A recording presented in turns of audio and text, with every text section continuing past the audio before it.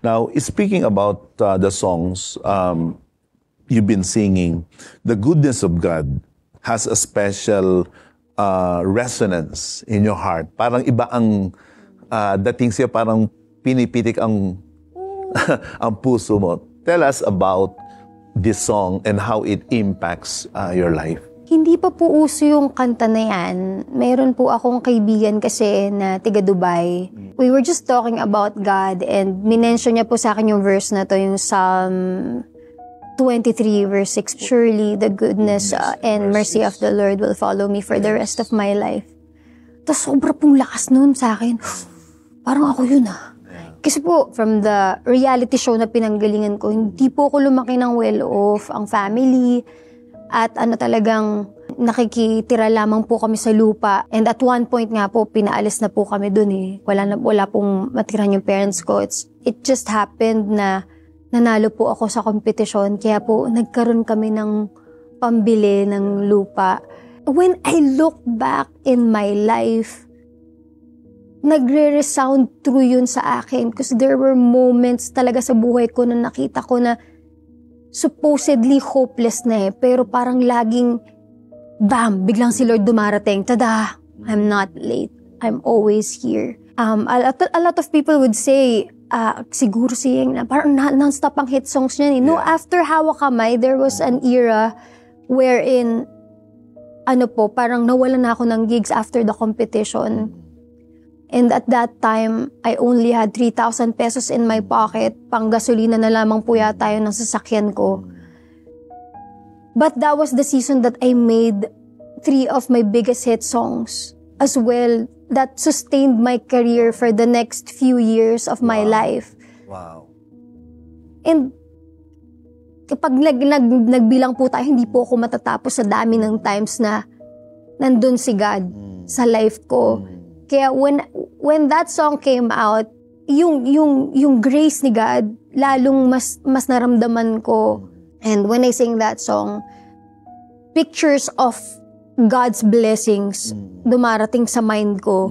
So when I sing that, sabihin ko lagi, hindi ako iiyak. Pero pag mag-start na, first chord pa lang, ayan na naman. Naku, hindi ko na naman mapigilan.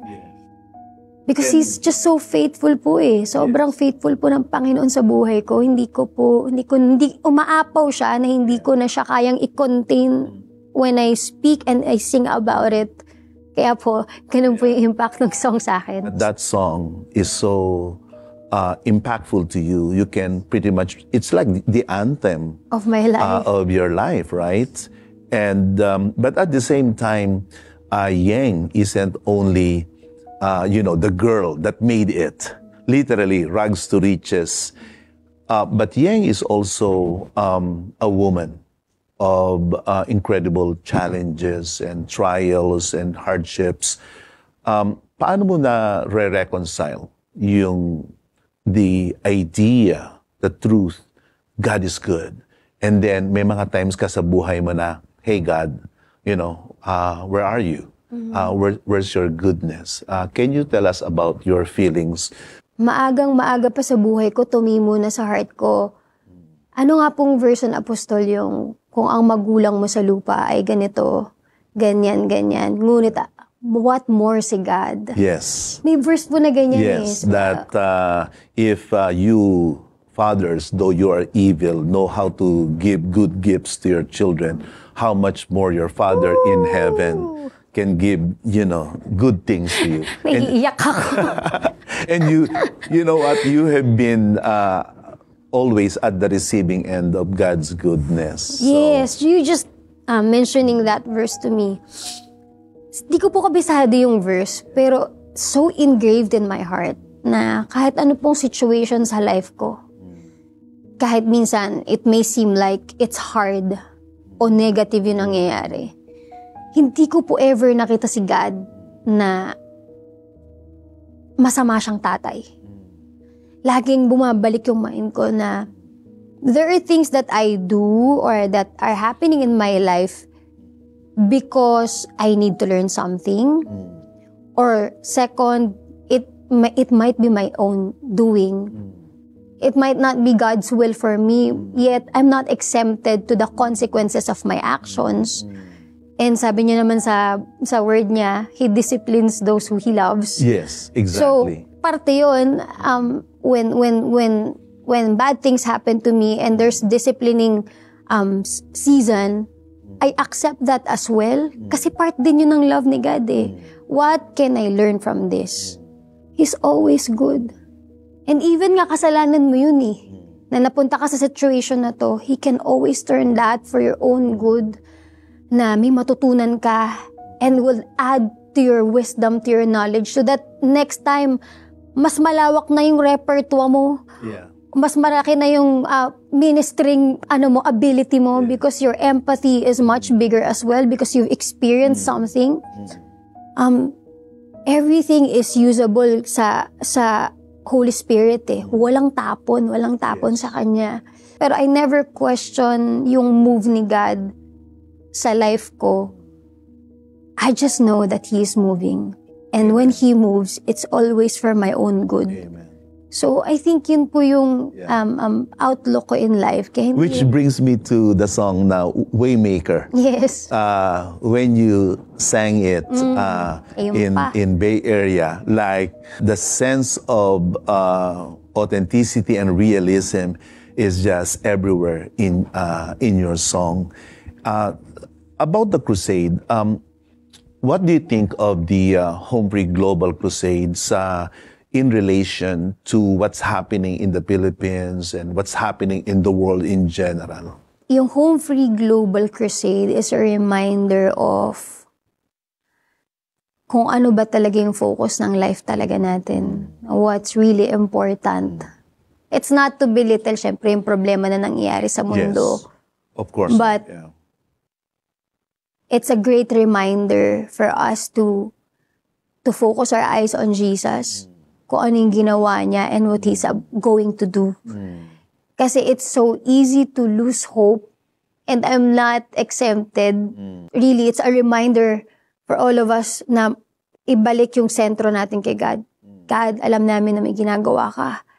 Thank you, Lord, na you have assigned people to those places. It might not be me, but I know yung prayer ko, God, may contribution yan. Yes. So instead of being burdened, just being burdened for the sake of being burdened, lay it down at the foot of the one who can make a change. Lay it at the foot of the one who's powerful to change people's hearts.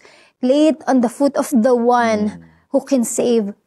And it's really a battle, but it's a great reminder to focus our eyes on Jesus. Yeah, I like it when you frame it that the crusade is like a big yellow post-it note. I agree with you, and that's also the same frame mindset that I have when I go out there. We've been doing the Home Free Global Crusade for the last 5 years. We started that during one of the darkest periods of our modern history, yung kasagsagan ng COVID-19 pandemic. Doon namin pinasimulan yan. Sapagkat na-realize ko na it wasn't only the COVID-19 that went viral, but fear, hysteria, paranoia, and anxiety went viral also. And I thought na the world must be able to hear something more uplifting and more redemptive. And that's where the Home Free Global Crusade comes in. And, we're not going to be stopping anytime soon. Sa katunayan, we're just getting this crusade bigger and bigger. And having you on the crusade is just got brighter and bigger. So, can you give a short, concise word of encouragement to our Oras ng Katotohanan viewers who are perhaps going through something tough and challenging, and speak to them about how they should navigate that with the truth, with the idea that God is good. Sa mga tagapanood po ng Oras ng Katotohanan, kahit yung mga napadaan lamang po dyan at nagtataka, Bakit na ano si Yeng? Bakit parang pastora na siya dyan? Hello po sa inyo. Ako po, katulad po ninyo ay dumaan din sa mga problema ng buhay at ang buhay ko rin po bilang isang mga awit o isang celebrity kung tawagin natin may seem like perfect pero marami rin pong pinagdadaanan na kalungkutan at pagsubok. Pero napatunayan na po yun ng Panginoon sa buhay ko at I pray that He will do it in your life also as you are going through right now. Sa isang pagsubok o mga pagsubok, that He will show up for you because He is good. Kung may doubt man sa isip mo, I'm telling you that He is good. This is not an accident that you are watching right now. This is a reminder for you and me that He is a good, good Father and He listens to you and He sees you. He knows your needs before you even say it. Might as well just tell it to God and lay it sa paa niya. Nang lahat ng bigat, lahat nung dilim ay mawala sa puso mo. Don't go through life with that heaviness, those anxiety, sadness, and fear, even sickness. Ako nga right now, meron akong ubo at sipon. Let us all, kasama tayo dito, lay it all down sa feet ni God na. Amen. And know in our hearts na Lord, you are good. Lord, thank you sa moment na to for reminding me that you are good. Thank you, kinatagpo mo ako, Panginoon, ngayong araw na to. Kasi Lord, nakakalimutan ko na eh. But it's truly, truly God, you are good. I know He's gonna show up for you. Kasi anak ka ng Panginoon eh.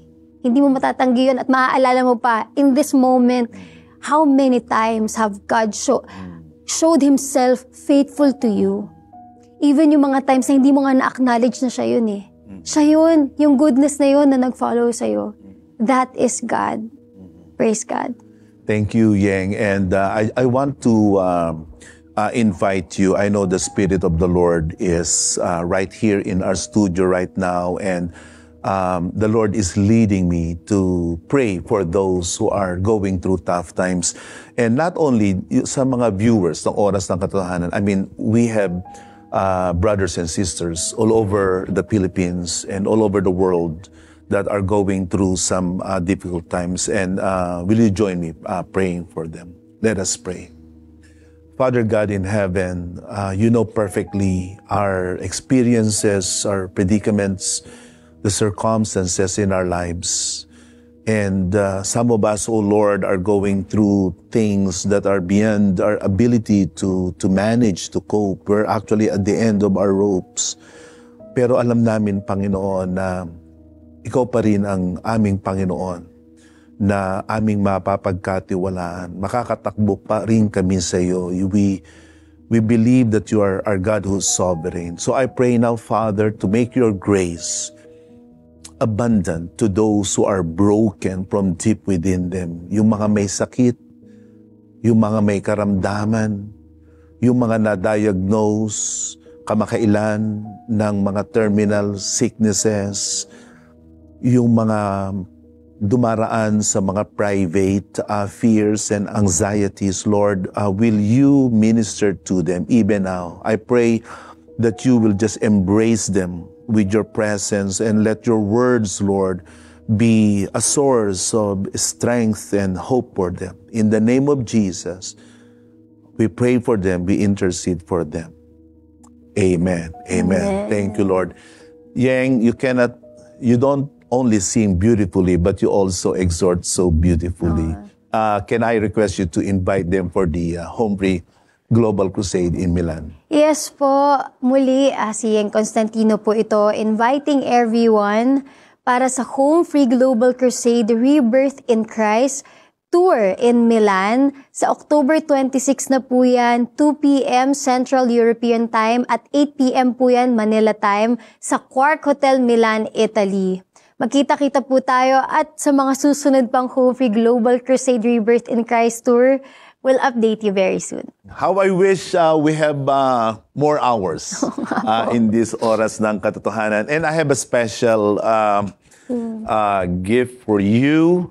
And this is from the team of Oras ng Katotohanan. Maraming salamat Yes. po. God Thank you bless. for having me. Thank you Maraming so salamat much. din po sa lahat ng mga people behind the camera. Sobrang excellent. God bless po. Thank you po. Praise the Lord.